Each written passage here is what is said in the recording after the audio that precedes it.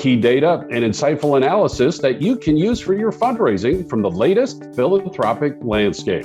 Hi, I'm Bill Stanczykiewicz. This is the first day from the Fundraising School, and I'm joined today by Peter Hoskow. He's the principal and managing director of CCS Fundraising out of their office in Chicago, and he also is a member of the Board of Visitors at the Indiana University Lilly Family School of Philanthropy, in which resides the Fundraising School. And Peter, great to have you with us on the Fundraising School's podcast.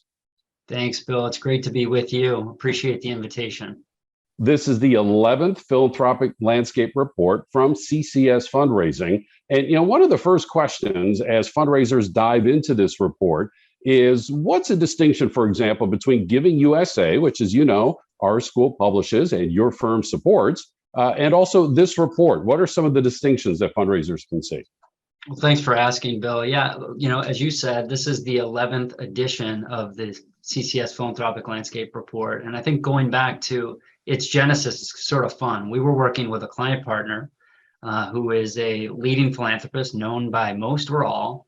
And he was wanting to know really a digest of all things pertinent in philanthropy at that moment in time. And so we set about answering that question for and on behalf of that particular client partner. And so what it is the CCS Philanthropic Landscape Report really is a resource that compiles and analyzes industry research to provide a synthesis of the current state of philanthropy. And it certainly leans upon Giving USA, but so many others as well that are highly relied upon resources and reports to really provide the country's leading fundraising experts and organizations with the most up-to-date pulse of what's out there and the relevant data that undergirds it. So there are many different highly reliable reports that are knit together into a wonderful tapestry of information, seasoned with analysis from CCS Fundraising. Now, first thing, folks, I just need to give you a heads up. Don't get distracted by the photo of Oprah. You just need to keep going after you see that photo of Oprah there on the cover. I'm guessing, Peter, maybe that was the latest gathering at your home. What are some of the key findings from this year's report, the 11th report on the philanthropic landscape? Yeah, I think this year what we're trying to do is assess what is a new normal for so many organizations, so many nonprofit leaders and fundraisers for philanthropy. And now that we have settled into a post-COVID moment for organizations, the report really analyzes changes from that initial period of disruption and identifies some of those items that seem likely to endure and what new and emerging trends nonprofit leaders and fundraisers will want to monitor. And a key one of those, Bill, you can't go too much further than the economy today. We're certainly in a topsy-turvy moment as it relates to the overall economy. We all know that in 2021, the stock market took a very significant rise. And so if you look at the major indices, the S&P 500 was up better than 26% in 21. The Dow Jones Industrial Average was up 18.7%. And the NASDAQ Composite was up 21.4%. But already in 2022, just halfway through the year, those numbers go right back to where they started almost. The S&P is down 20.4%, Dow Jones 15.6%, and the NASDAQ down a whopping 29.06% in the first half of 22. So there are undoubtedly a set of economic headwinds that fundraisers and nonprofit organizations are facing, and just how to settle this out through activity, programming, and of course fundraising is one of the key questions that I think so many leaders are contemplating. Peter, if I could ask you, and I understand that you have long-term relationships with your clients, and these are detailed, deep conversations. But if I could ask you, just kind of within the time frame we have for this podcast, any advice that you have for fundraisers as they're thinking about these economic headwinds? You mentioned the stock market. As you know, our school shows that the S&P 500 from January to December is highly correlated with charitable giving the following year. We also know that anytime the inflation rate is higher than 5%, that can have a dampening effect on charitable giving. And as we record this podcast, both leading indicators of inflation, one is higher than 6%, the other is higher than 8%. And we're getting this question all the time, including when we teach at Chicago at the fundraising school. How should I fundraise with these economic headwinds? Can you give us some good summary advice for fundraisers to hold on to? Well, I think first and foremost, we are in this space. We're also grateful to the Giving USA report and the Lilly Family School of Philanthropy and the research and analysis that flows from this great organization, where of course I'm proud to serve as a member of the board of visitors. And what we know from that data year over year over year is that fundraising is resilient, and that though the trends you pointed out are known to be true, Americans are generous, and they are generous in a very resilient and charitable way. And so I think the first piece of advice is stay the course. We know that organizations will succeed if they do their best to not allow outside circumstances to overly drive their internal strategies and objectives. So I think that's point one.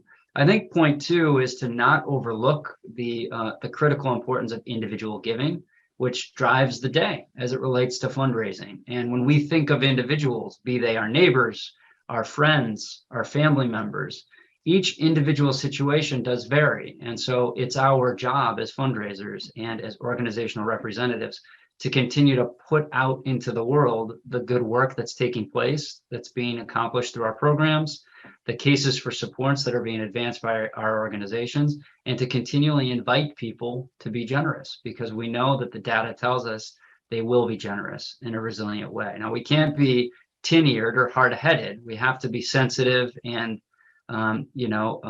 aware of our surroundings and current conditions. But I do think it's really important to just stay the course. Wonderful advice from a leading expert in fundraising, Peter Hoskow, CCS Fundraising. And again, our school's research shows, on average, every recession is different.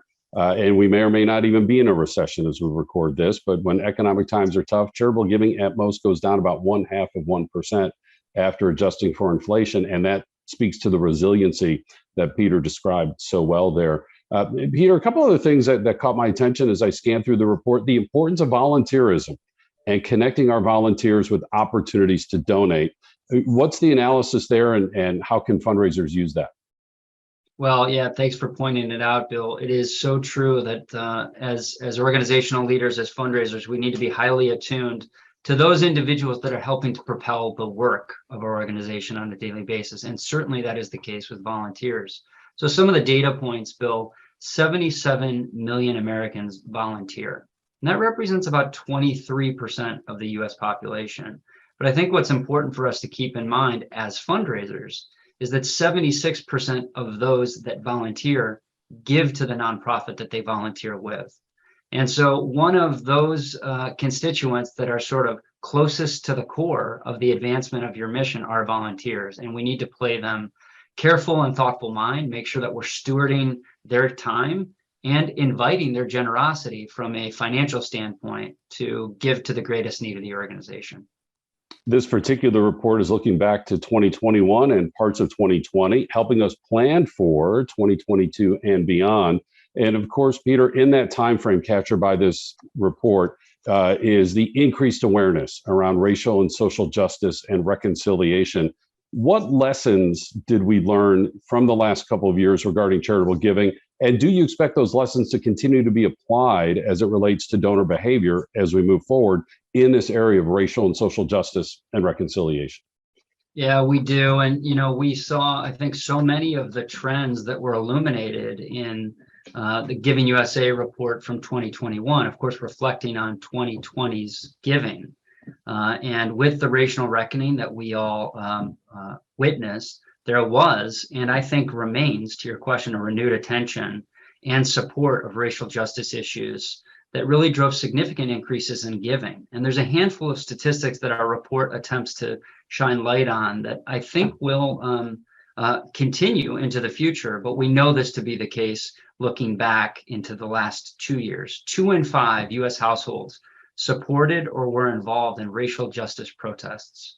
1 in 7 US households gave, financially, donated to support racial causes and organizations. And 1 in 4 US households supported racial justice in some form, including both financial and non-financial measures of generosity. these levels of participation, levels of involvement are undoubtedly up. And we do expect, frankly, we hope that they continue as time goes on. But they've had great impact on the way in which cases for support are developed, the way in which asking takes place, and ultimately, as these statistics, I think, highlight, the way in which people are stepping up to meet this important moment in society.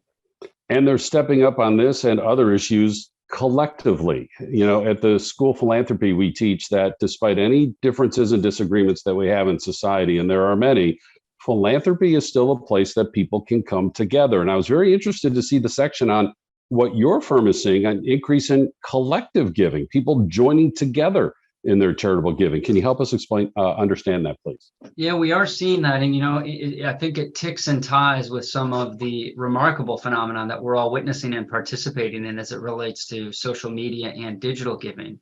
But organizations that align with a similar outlook or a similar set of issue areas are combining their giving and elevating their giving in a way that we haven't seen in the past. And so it goes. Some of the data that's captured in our report as it relates to organizations that have found their social media footprint expand. Gone are the days that it's a good idea to get onto social media. If you're not there, you're well behind. And digital giving, likewise, Bill, we see and we've watched that this is one of the fastest areas of giving over the last 10, 15 years. And it now rests at about 12% of overall giving. And as we say at CCS, for so long we watched patiently as the increase was significant, but the overall percentage was in the single digits, hovering around 6, 7, 8%. And 12% is most certainly bigger than a breadbox. This is not a passing trend. This is a significant and growing portion of overall giving that we'll all continue to evolve our fundraising programs to engage and welcome. Okay, my friend, time to get into prediction business here. When you talk about, is this a passing trend or a developing trend in digital fundraising? I'm going to ask you the question we get all the time at the fundraising school. What about cryptocurrency? Tom Brady says I should be all in. Elon says I should be all in. Crypto's lost 2/3 of its value since they were saying that back on Super Bowl Sunday. But we had Crypto Giving Tuesday in December of 2021. A big international nonprofit, Charity Water, their entire comprehensive campaign is crypto giving. Is this a fad, or is this something that fundraisers need to prepare for, plan for, and be a part of? What do you think? Well, it's a great question, Bill, and I'll resist the urge to turn the question back to the interviewer asking if you're a holder of cryptocurrency. But I will say this is clearly on the minds of many, as you well point out. Again, some of the statistics here, 20% of US investors own cryptocurrency. And when you look at it through the lens of generations, what we understand is that 1 in 3 millennials who invest own cryptocurrency. Now, you've mentioned some of the points there that as a way of giving, it is a significant area of interest, and it's increasing importantly. But it's not yet easy. There's a Fidelity charitable study that is again highlighted in the philanthropic landscape that CCS has published here. And it indicates that those that participated in this study, 46 said that it's difficult to find a charity that will accept cryptocurrency. And 44% of the participants in that study indicated that to give cryptocurrency still remains a very cumbersome exercise. So I think though it is an area of great interest, though there is a higher number of investors who are holding cryptocurrency as one of their many assets, it's still not an easily pursued way to give. So there's opportunity there for organizations and organizational leaders. And our teaching at the fundraising school, be ready, learn about this. You can always hook up with somebody like the Giving Block, a so-called cryptocurrency exchange. And again, our guidance is to sell and disperse that right away, just like you would a stock gift.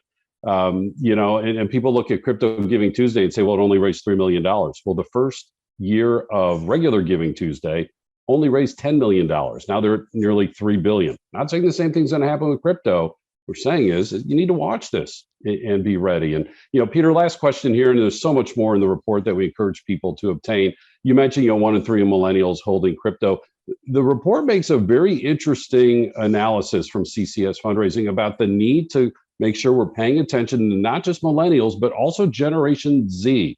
that there's some interesting survey data out there about what Generation Z is telling us about what they're doing and what they want to do with their charitable giving. Well, it's such an interesting topic to look at giving, again, through the lens of generations. And we do know, Bill, that giving remains, despite the significant and important increase of digital giving, the onset now of cryptocurrency as a way to be generous.